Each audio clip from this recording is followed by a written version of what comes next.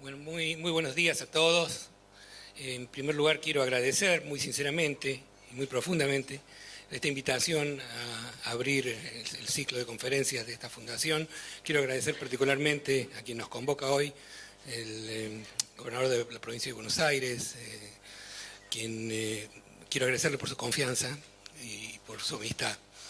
Y espero que, realmente deseo que lo que se produzca en esta fundación realmente tenga un impacto que realmente necesitamos de convertir realmente el crecimiento en desarrollo. A mí me toca hablar sobre la economía mundial y particularmente cómo la economía mundial impacta sobre nuestro país, el entorno internacional en el cual la Argentina se mueve.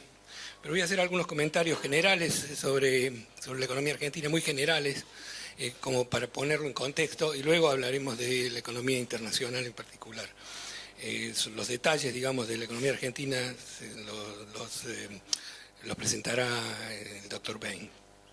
En primer lugar, nosotros sabemos que las condiciones macroeconómicas de la Argentina hoy en día muestran una tensión. Hay una tensión a nivel macroeconómico porque tenemos un nivel alto de inflación, aunque es relativamente controlado, o sea, no estamos en un proceso que parecería salir de control y llevarnos a una situación hiperinflacionaria como tuvimos en otras ocasiones. La inflación es alta, pero relativamente controlada. Hay una caída en el crecimiento y en la generación de empleo, el nivel de las reservas ha caído y hay una pérdida de competitividad cambiaria que fue solucionada al principio de año, pero que nuevamente nos muestra un déficit en este momento. Esta situación de tensión macroeconómica, ¿a qué se debe? ¿Cuál es el origen? El origen de esto es básicamente lo que se podría llamar la pérdida de los tres equilibrios fundamentales en la economía.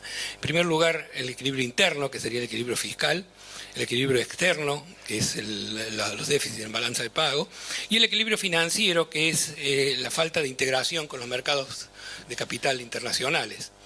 Los dos primeros equilibrios, interno y externo, eran los equilibrios que nos permitieron durante una buena parte de la primera década de este ciclo, ¿no es cierto?, que permitió a la Argentina crecer a tasas altas y con equilibrio tanto en la balanza de pago como con estabilidad de precios y acumulación de reservas. Esos equilibrios son los que hay que reconstituir, por eso los menciono en forma particular, porque son esta falta de equilibrio que, entre paréntesis, no son dramáticos, son reconstituibles, pero eso es lo que nos está llevando a esta tensión macroeconómica. Pero yo creo que el principal problema económico no pasa por ahí. Nosotros sabemos, podría dedicar un tiempo a pensar si la inflación va a ser 32, 31, 29, o si vamos a crecer 0,5 o 1, pero yo creo que eso no es lo fundamental. Lo fundamental, si tenemos una visión más de largo plazo, el principal problema económico que nos afecta en este momento es la falta de inversión, porque las tensiones macro no nos llevan a un escenario de crisis. Yo creo que eso es importante. Hay muchos que nos vaticinan una crisis inminente, que vaticinan una situación de desequilibrio total en la economía, como ya hemos conocido desafortunadamente en nuestra historia. Yo creo que la tensión macroeconómica que se representa en esas cuatro variables que yo mencioné y debido a esa falta de equilibrio es reconstituible y sea como sea, no creo que estamos enfrentando un escenario de probable crisis. Pero el mayor déficit para el crecimiento sostenido, el mayor desafío es la falta de inversión adecuada. Creo que ese es el punto fundamental. Y esto es cierto para todo, para la inversión privada, para la inversión pública, la falta de infraestructura suficiente, para la inversión doméstica y para la inversión externa. La inversión probablemente ha caído alrededor del 17%. Sí, es cierto, es más alta que en Brasil, pero es una tasa muy baja, para poder de alguna manera mantener y sostener un crecimiento económico permanente y sostenido. La inversión extranjera directa, y eso quiero mostrar algunos números porque creo que son importantes, los ha producido la CEPAL recientemente.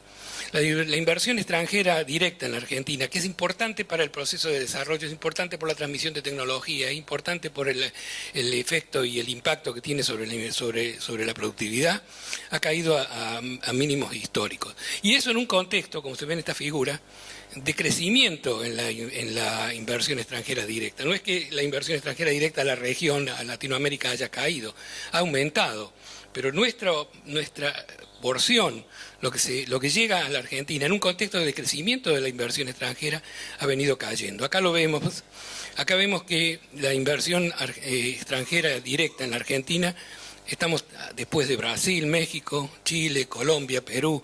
Hace unos 15 años estábamos en tercer lugar y si se fijan bien en esta figura estamos detrás de Centroamérica en el 2013. O sea, la caída ha sido muy importante y recibimos menos del 5% del total de la inversión extranjera directa. Únicamente Venezuela recibe menos que nosotros. Hasta Perú recibe un porcentaje mayor que el que recibimos nosotros. Eso es una situación que necesita ser revertida. ¿Cómo se revierte esta situación? En primer lugar, obviamente, recomponiendo los equilibrios y particularmente recomponiendo la confianza, porque el inversor lo que busca es la confianza.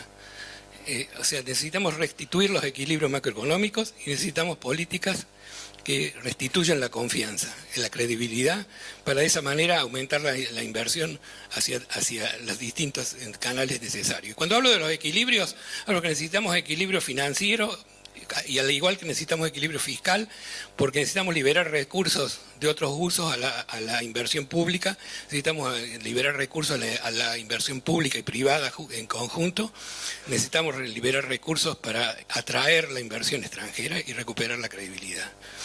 Pero también, aparte de estas políticas internas, lo que también es importante para que podamos recuperar los niveles de inversión que son necesarios es de entender y de participar activamente en la forma como el resto del mundo condiciona la economía argentina. Como el resto del mundo, en una economía abierta como la nuestra, condiciona a la Argentina y en qué medida eso nos permite a nosotros recomponer los equilibrios, recomponer la confianza y aumentar la inversión. Ahora, cuando hablamos de cómo el mundo, bueno, el mundo es grande, ¿no es cierto? Y hay muchas cosas en el mundo. Tenemos que tratar de concentrarnos, de ver cuáles son las variables que realmente nos afectan. ¿Cuáles son las variables que tenemos que prestarle particular atención? Y yo creo que son 4 y probablemente la quinta es la que estamos tratando de incorporar. Las 4 variables importantes, relevantes del mundo entero que nos afectan, es lo que pasa en la China, en Brasil, el valor del real y el precio de la soja. Esas son las 4 variables fundamentales. La quinta es el nivel de liquidez internacional, las tasas de interés muy bajas, cómo está la situación internacional a ese nivel, pero esa es una variable que está entre paréntesis, porque hasta que no reincorporemos a la Argentina al mercado financiero internacional, esa variable tiene poca importancia, pero es una variable que afecta a otros países, afecta a otras partes del sistema y creo que debemos prestarle atención. ¿Cómo evolucionan estas 4 o 5 variables? Es el tema de lo que quiero tratar a continuación. Quiero hacer una pequeña reseña de la economía mundial y cómo se integra estas variables fundamentales en ese contexto. Y cuando hablamos de la economía mundial, cuando hablamos de hacer una reseña sobre la economía mundial, la pregunta es si la crisis financiera que comenzó en 2008 ha llegado a su fin. Esa es la pregunta, si es el fin de la crisis. Pero debemos analizar eso, porque si escuchamos sobre todo a los políticos en los centros de las economías avanzadas, hay una tendencia muy clara y muy marcada de declarar victoria y pasar a otra cosa. Ya se terminó la crisis, estamos en otra. Y yo creo que es un poco apresurado y hasta riesgoso esa actitud. Pero lo cierto es que hay una salida tentativa de la recesión, pero la recuperación es muy desigual entre los distintos países, distintas regiones, y las tasas son muy mediocres. El crecimiento mundial no vuelve a los niveles que tenía antes de la crisis. Además, esta recuperación tenue está sujeta a grandes riesgos y a grandes incertidumbres. Está la posibilidad siempre de que tengamos una recaída, como vamos a ver a continuación. Y en lo que a nosotros nos concierne, lo importante es que hay una desaceleración importante en el crecimiento de las economías emergentes. Y ese es nuestro marco, nuestro grupo de referencia. Y ahí es donde tenemos una desaceleración importante. Con respecto al crecimiento global, acá vemos que, bueno, las economías emergentes, la línea roja, es la que crece mucho más rápido que la de las economías maduras y el promedio en el medio, pero a la caída para el año 2014 que se pronostica, en el que la tasa de crecimiento de las economías emergentes es mucho más rápida que la que se percibe o la que se proyecta para las economías maduras. Y lo que vemos aquí en términos del crecimiento industrial, ya no del crecimiento total del producto, pero del crecimiento industrial, lo que vemos es de que las economías emergentes en general están por debajo de la línea. Acá el 50 es el valor cero, digamos. Quiere decir de que se espera en el año 2014 un crecimiento negativo industrial de las economías emergentes. Ahora, esto es una magia de los promedios, porque si sacamos a China de ese promedio, de esa línea, vemos que las economías emergentes van a crecer algo, están por arriba del 50, es China la que se contrae. Y como dijimos, China es uno de los elementos fundamentales, de las variables fundamentales que afectan a nuestro país.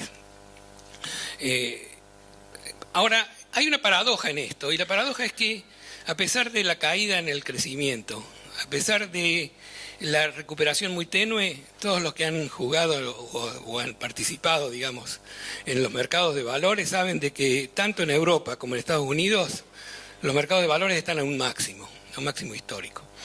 ¿Y esto a qué se debe? Básicamente esto se debe a que la recesión ha causado una caída en los salarios reales y ha causado una caída muy brusca en las tasas de interés. Entonces, obviamente, las ganancias de las empresas con costos laborales bajos y con costos de capital bajos han aumentado y se reflejan en el mercado de valores. Pero no así en los países emergentes. Si vemos en los países emergentes, los mercados de valores han tenido una performance bastante negativa comparado con Estados Unidos. Si a principios del año pasado hubiéramos puesto $100 en el mercado americano y $100 en los países emergentes, hoy tendríamos $100 en los países emergentes y 140 en los mercados americanos. O sea, obviamente, la gran performance de los países emergentes, la gran oportunidad, ha comenzado a cambiar. Pero hay un grupo de países emergentes que se llaman países de frontera. Son los países que están realmente abajo en la tabla, son los más problemáticos y que desafortunadamente tenemos el honor de estar en ese grupo. Tenemos que tratar de que primero, antes de ser avanzados, debemos tratar de que nos promuevan a emergentes. Pero esos países, las economías de frontera, es la línea amarilla, es la que mejor le ha ido desde el principio del año 13. Entonces, bueno, nosotros estamos tratando y pretendiendo de que nos promuevan a países emergentes, pero nos van a sacar de la línea amarilla para la verde. No sé si eso es lo que buscamos, pero en principio, de todas formas, esto nos muestra de que nuestra performance en el mercado de valores no ha sido consistente con los países emergentes, sino más bien con un grupo particular del que se espera que su potencial le permita crecer rápidamente.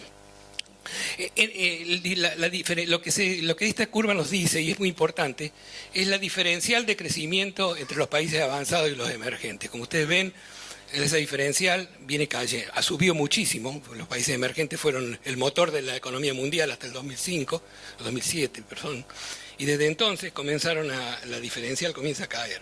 O sea, los países emergentes, como decía, dos de ellos, Brasil y China, que son tan fundamentales para nosotros, están en un proceso de reducción de su tasa de crecimiento y eso lo tenemos que tomar en cuenta.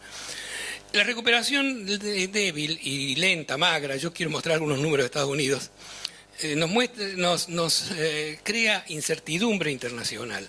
Por ejemplo, aquellos que siguen los datos de cerca, obviamente deben haberse sorprendido, como todos, de que luego de algunas revisiones estadísticas, el crecimiento en los Estados Unidos en el primer trimestre de este año fue negativo. Hubo un crecimiento negativo de menos 1%, acá vemos en el gráfico, después de una recuperación.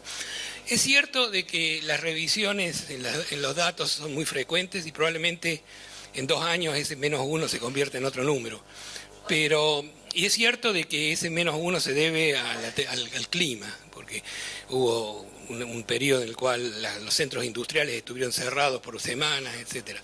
Pero lo cierto es de que en forma gráfica o en forma impresionística vemos, digamos, la vulnerabilidad de esta recuperación. El desempleo parece haber caído rápidamente en Estados Unidos. El problema es que los datos de mayo también son 6,3, empezando 9,5 en el 2010. O sea, una rápida caída en el desempleo. Esto sería bastante, yo diría, interesante o positivo, si no fuera que el empleo no crece. Hay una caída en el desempleo, pero el empleo no crece. ¿Por qué? Porque hay mucha gente que deja de buscar trabajo. Hay salida de la fuerza de trabajo. Entonces, eso nos combina una situación en la cual el crecimiento en los Estados Unidos no es suficiente para absorber toda la fuerza laboral que como sería necesario. Eso también es una causa de gran, diría yo, fragilidad en esta recuperación. Y lo peor, digamos, en cierta forma, es el aumento en la deuda pública. La deuda pública en el año 1980 en los Estados Unidos era 25% del producto. Hoy en día está cerca de 80% y se proyecta que probablemente en 5 años puede llegar al 100% del producto. Ahora, yo no creo, ni creo que sería prudente pronosticar algún default en los Estados Unidos, pero nosotros sabemos que cuando la deuda pública llega al 100%, generalmente no se paga. No se paga de distintas formas. Se puede hacer un default como hicimos, pero se puede hacer un default por inflación, se puede hacer un default por supresión financiera, obligando a los entes financieros a tener bonos a tasas no competitivas. Y eso es lo que ha pasado en la historia, y eso se ha documentado, de forma de que esto es preocupante. No tanto como lo que pasa en Europa, donde creo que la crisis realmente no ha terminado. A pesar de que si uno va a las conferencias o a los seminarios en Europa hoy en día, si uno hace una tour, digamos, académica, lo único que escucha generalmente es problemas estructurales, que la crisis está ya culminada, porque la recesión ya ha sido de alguna forma superada y porque el euro no fracasó. O sea, en ese sentido se ve como que hay un cierto elemento de recuperación. Pero creo que la crisis no ha terminado. El PBI, el PIB de la eurozona, al final del primer trimestre, ahora, es todavía 1,5% menor que en 2007. O sea, el nivel no se ha recuperado, no ha vuelto al nivel precrisis. La inversión se contrajo, y hablando del problema de inversión, en Europa se contrajo de casi un 20% en ese periodo. El empleo cae, para dar ejemplos, 17% en España, 2% en Italia, y no se recupera rápidamente, no se recupera casi nada. Y lo peor, probablemente, nuevamente es el tema de la deuda. Ahora vamos a ver algún número. Pero lo cierto en términos generales es lo siguiente. La tasa de interés en Europa y en cada uno de los países del euro está más o menos a los niveles que tenían antes de la crisis, la tasa de interés. La deuda es el doble. Entonces hay algo que está mal, ¿no es cierto? Es algo que evidentemente va a tener que tener alguna resolución de alguna otra manera. Y yo creo que la resolución va a ser algún tipo de arreglo de disminución de deuda, como se ha hecho para los países más comprometidos, como Grecia, Chipre. Acá vemos las tendencias recesivas, el problema de una posible deflación en Europa. El crédito en Europa se está contrayendo, el crédito a las empresas se va contrayendo. Los salarios van cayendo y la inflación está casi a nivel de cero. Y si algunos de ustedes leyeron en detalle las decisiones del Banco Central de Europa esta semana, contienen un elemento extremadamente novedoso, pero muy llamativo. Se ha introducido por primera vez una tasa de interés negativa. O sea, el Banco Central de Europa paga por los depósitos de los bancos, cobra 0,1%. Para tener un depósito en el Banco Central Europeo, en una reserva, los bancos tienen que pagarle al Banco Central Europeo. Eso es para tratar de aumentar el crédito.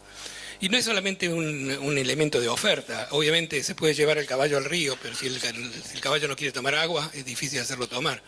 Y eso es un poco lo que está pasando, ¿no? Tenemos un aumento, digamos, en todos los incentivos que el Banco Central Europeo le da a los bancos para prestar, pero las empresas no piden prestado. Todo eso mantengámoslo en la memoria, porque el crédito, la necesidad de volver al mercado internacional de crédito es una de las condiciones que decíamos que son fundamentales. Acá vemos el crecimiento para el 2014, parecería muy interesante, pero el promedio es 1,2 y acaba de ser revisado a 1%. El promedio de crecimiento en Europa va a ser el 1%, y en el cual la mayor parte de los países van a crecer alrededor de ese promedio, con algunos contrayéndose. Pero lo más dramático del tema es el tema del desempleo. El caso de España es un caso atípico en el cual el desempleo ha llegado al 27% de desempleo. Pero como vemos la tendencia aún en los países más, digamos, industrializados, avanzados, la tendencia al desempleo continúa. El único país donde el desempleo se ha caído o se ha contraído es en Alemania. Pero niveles de desempleo del 25 al 27%, con un promedio del 15%. Y con el desempleo juvenil en los países de la periferia, alcanzando casi al 45 al 50%. De 45 al 50% de la gente, de la población por debajo de 25 años se encuentra desempleada. Ese es un número extremadamente alto. Y para completar la historia tenemos la deuda pública, que como decíamos está en promedio en un 92%, Italia tiene un 127% del producto, sin hablar de Grecia, que ya ha entrado en 2 defaults. Esto creo que es la bomba de tiempo, que de una forma u otra se volverá a detonarse. Vamos a pasar a los países emergentes, que es, digamos, los países de nuestra referencia. Los países emergentes están creciendo mucho menos que antes. ¿Por qué? Porque están expuestos a la crisis europea, porque hay mucha incertidumbre y volatilidad en la política monetaria de los países avanzados. Cuando el año pasado, exactamente hace un año, en mayo, el presidente de la Reserva Federal anunció de que eventualmente los estímulos monetarios de la Reserva Federal van a contraerse, sin que se contraigan, pero cuando anunció el final de esos estímulos, en algún momento en los próximos 2 años, tuvimos una caída muy importante en todos los indicadores de los países emergentes. Esa incertidumbre y esa volatilidad afecta, por supuesto, el crecimiento. Y otro elemento es la desaceleración de China. La desaceleración de China afecta el crecimiento de todo el resto de los países emergentes. Acá vemos de que el crecimiento industrial es menor que el promedio del comienzo del siglo y se estabiliza a un nivel más bajo que el promedio. Las tasas de cambio en los países emergentes todas suben y las tasas de interés, todas se devalúan y las tasas de interés suben. Pero lo importante es el caso de China, que como decíamos es importante para nosotros. La inversión en China cae, pero cae a niveles de alrededor del 20% del producto. La producción industrial cae y las ventas minoristas caen. O sea, hay una contracción generalizada en la economía china, que es evidentemente algo que es preocupante para nosotros, no por su efecto directo solamente, sino por sus efectos cruzados. Acá vemos el crecimiento, la caída estructural en el crecimiento. Las tasas chinas ya no son arriba del 10%, hoy en día son alrededor del 6%. Parte del efecto es un efecto deseado, o sea, es parte inducido por las autoridades para evitar las presiones inflacionarias. Pero el efecto igualmente sigue siendo un efecto importante. Para una economía como la China, dejar de crecer al 10% para crecer al 6% es obviamente un elemento que tiene impacto. De todas formas, no lo maximicemos. Como nosotros vemos en el año 2014, el porcentaje del total de la producción industrial en el mundo va a ser mayor en China que en Estados Unidos. China pasa a los Estados Unidos como el mayor productor industrial del mundo. En la construcción, China construye mucho más rápido que Estados Unidos, la India mucho más que el Japón. Los mercados emergentes siguen siendo los más importantes en el mercado de las importaciones globales. O sea, los mercados emergentes siguen siendo importantes, siguen siendo fundamentales. La diferencia es menor, pero si lo vemos en términos comparativos, en los últimos 7 años, el PBI en las economías avanzadas ha crecido 0. En los últimos 7 años ha crecido 0. En las economías emergentes 30% y en la China un 60%. O sea que obviamente las diferencias siguen siendo mayúsculas. Brasil. Bueno, el factor fundamental, digamos, el elemento fundamental en cuanto a lo que pasa en Brasil para nosotros es obviamente su efecto sobre la cadena industrial automotriz. ¿Qué pasa en Brasil? Este gráfico prácticamente nos dice, hay series nuevas, viejas, empezando donde quiera. Básicamente, en los últimos 5 años, la economía brasileña está estancada. Este es el nivel, no crece. Creció el primer trimestre de este año 0,2. En total, el año pasado creció 2,5 Brasil, pero la proyección para el 2014, por lo menos la proyección del Banco Itaú, que es la que ha llevado más o menos con bastante certidumbre en los números, es de un 1%. Ese es el crecimiento esperado para Brasil este año, 1%. La producción industrial en el primer trimestre se contrajo casi un 1%. La producción automotriz en lo que va del año cayó casi 13%, y esto obviamente nos afecta al sector automotriz argentino, que cayó un 14% con respecto al mes anterior y un 36% anual, seguramente inducido en gran parte por la caída en las exportaciones. Pero el último elemento que yo mencionaba, digamos, en la lista de lo que es importante para nosotros, tiene que ver con las commodities, tiene que ver con el precio de la soja, que decía, esa es la variable fundamental. Y si nosotros comparamos ahora, ¿qué pasó con las commodities desde el principio de año? Bueno, esta es una lista de distintos activos que uno puede tener, ¿no es cierto? Oro, acciones en los mercados emergentes, acciones en los mercados avanzados, petróleo, dólar, cobre. Lo que la mejor performance de todas ha sido las commodities, que subieron casi un 9%.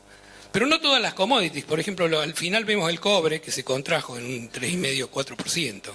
Pero las commodities es la mejor performance ha tenido, a pesar de la caída en el crecimiento en China, a pesar de la situación en Brasil. Dentro de las commodities, ¿qué es lo que ha ido bien? Las commodities agrícolas, al final de la tabla, 10%.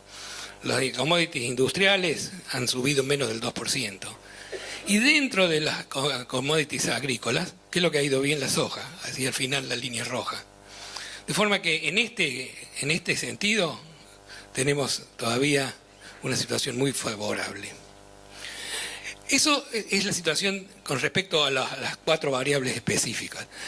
Pero al final, yo que me refería a que tenemos que prestar atención a la situación con respecto a los mercados financieros internacionales. Es el tercer desequilibrio que tenemos que corregir.